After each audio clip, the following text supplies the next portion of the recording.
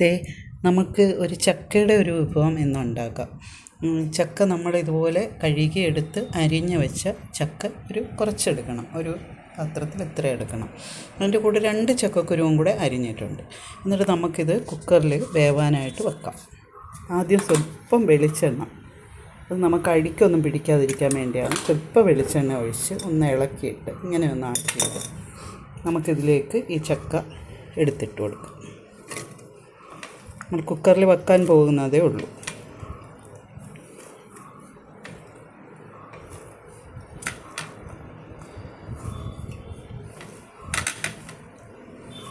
ചക്കയുടെ ഗുണങ്ങളെക്കുറിച്ചൊക്കെ ഒരുപാട് ഞാൻ വീഡിയോയിലൊക്കെ പറഞ്ഞിട്ടുണ്ട്.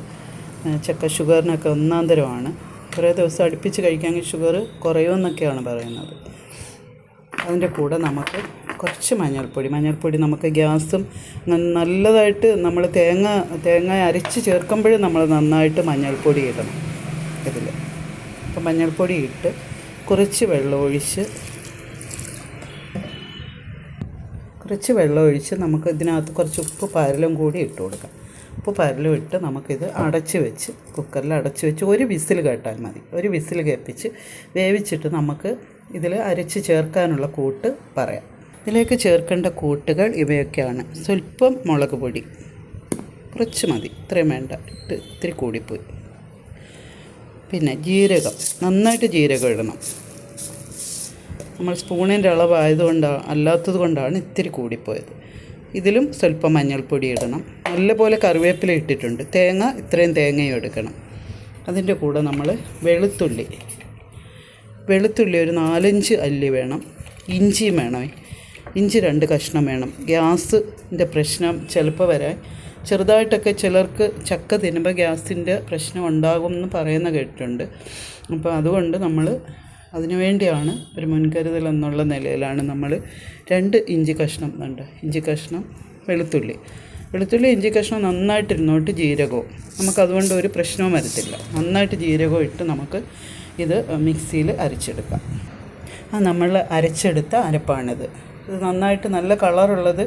മുളക് പൊടി നമ്മൾ വറ്റൽ മുളകല്ല, അല്ലാതുള്ളൊരു മുളകുണ്ടല്ലോ, എരിവ് കുറവുള്ളൊരു മുളക് പൊടിയാണ്. അതുകൊണ്ടാണ് കളർ. കാശ്മീരി ചില്ലി പൗഡറാണ് നമ്മൾ ഇച്ചിരി ഇട്ടേക്കുന്നത്. അതുകൊണ്ടാണ് നല്ല കളറുള്ളത്. അപ്പോൾ നമുക്ക്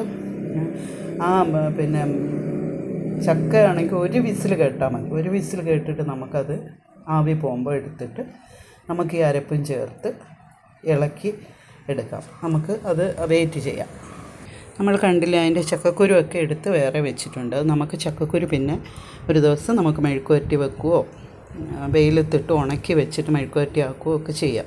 അത് നമ്മുടെ ഗ്രാമപ്രദേശങ്ങളാണെങ്കിൽ നമുക്കിതുപോലെ ചക്കയും എല്ലാം നമുക്ക് ഇഷ്ടം പോലെ കിട്ടും. ചക്ക, മാങ്ങ ഇതെല്ലാം ഉള്ള സീസണിൽ നമുക്ക് നന്നായിട്ട് കഴിക്കാനൊക്കെ ഉള്ളത് കിട്ടും. നമ്മൾ വിഷമൊന്നും അടിക്കാത്ത നല്ല ആഹാരം നമുക്ക് കഴിക്കാം. ഇപ്പോൾ വിഷമടിച്ച് ഭക്ഷണങ്ങൾ കഴിച്ചല്ലേ എല്ലാവർക്കും ഓരോരോ അസുഖങ്ങളും ഒക്കെ വരുന്നത്.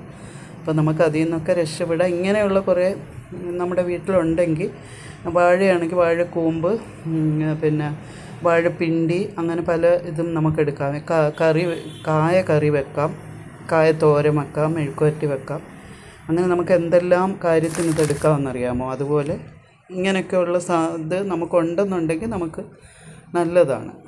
നമ്മളിത് എത്ര രൂപ കൊടുത്തിട്ടാണ് അന്യ രാജ്യങ്ങളിൽ നിന്നൊക്കെ ഒരു 4 ചുളയൊക്കെ വേണമെങ്കിലേ ചെറിയൊരു ചക്കയുടെ ഇത് വേണമെങ്കിൽ 100 രൂപയൊക്കെ കൊടുക്കണം. ഇവിടെ ആണെങ്കിൽ നമ്മൾ ശരിക്കും നമുക്ക് പിടിക്കും. എല്ലാ പ്രാവശ്യവും നമുക്ക് ശരിക്കും പിടിക്കും.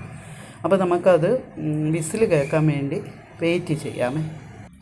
സന്ധ്യാസമയമായതുകൊണ്ട് നമ്മൾ വിളക്കൊക്കെ കൊളുത്തി പ്രാർത്ഥിച്ചിട്ടൊക്കെയാണ് രാത്രിയിലത്തേക്ക് നമ്മൾ ചക്കയൊക്കെ വേവിക്കാമെന്ന് വെക്കുന്നത്. നാട്ടിൻപുറം എന്തുകൊണ്ട് നമുക്ക് നല്ലതല്ലേ? എല്ലാം നമുക്കിങ്ങനെയുള്ള സാധനങ്ങളൊക്കെ കിട്ടുകയും ചെയ്യും. നല്ല ചക്ക, മാങ്ങ അങ്ങനെയുള്ള ഓരോരോ സീസണിൽ നമുക്കതൊക്കെ കിട്ടും. ഇല്ലെങ്കിൽ നമ്മളിതെല്ലാം വെള്ളം വരെ നമ്മൾ പൈപ്പ് വഴിയുള്ള വെള്ളമല്ലേ നമ്മൾ ഉപയോഗിക്കും. നഗരമാണ്. നഗരത്തെക്കുറിച്ചൊരു ചെറിയ 2 വരിയും ഉണ്ടല്ലോ. നഗരമേ തരികയൻ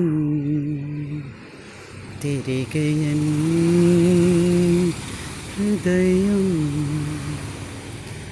നഗരമേ തരിക നീ തിരികെയൻ പ്രണയം. നമ്മുടെ ചക്കയുടെ ഒരു വിസിലൊക്കെ കേൾക്കാറായിരിക്കുകയാണ്. ഒരു വിസിൽ കേട്ടാൽ നമുക്കിത് നോക്കിയിട്ട് എടുക്കാം. നമുക്കിത് ഓഫാക്കാം.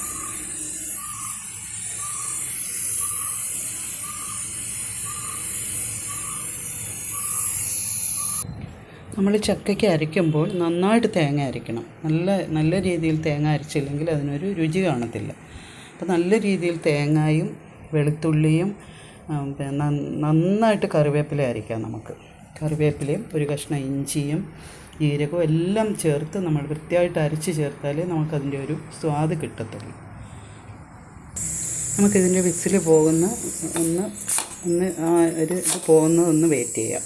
അതിൻ്റെ ആവി പോയത് വെയിറ്റ് ചെയ്തിട്ട് നമുക്ക് ഇളക്കി എടുക്കാം.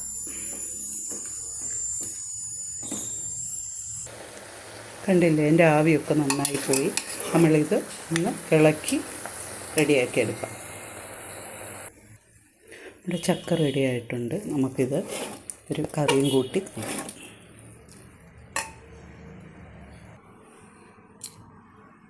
ചക്കയും ചിക്കൻ കറിയാണ്. എല്ലാവരും ഇഷ്ടപ്പെടുകയാണെങ്കിൽ ഇത് ഉണ്ടാക്കി നോക്കുക. Thank you.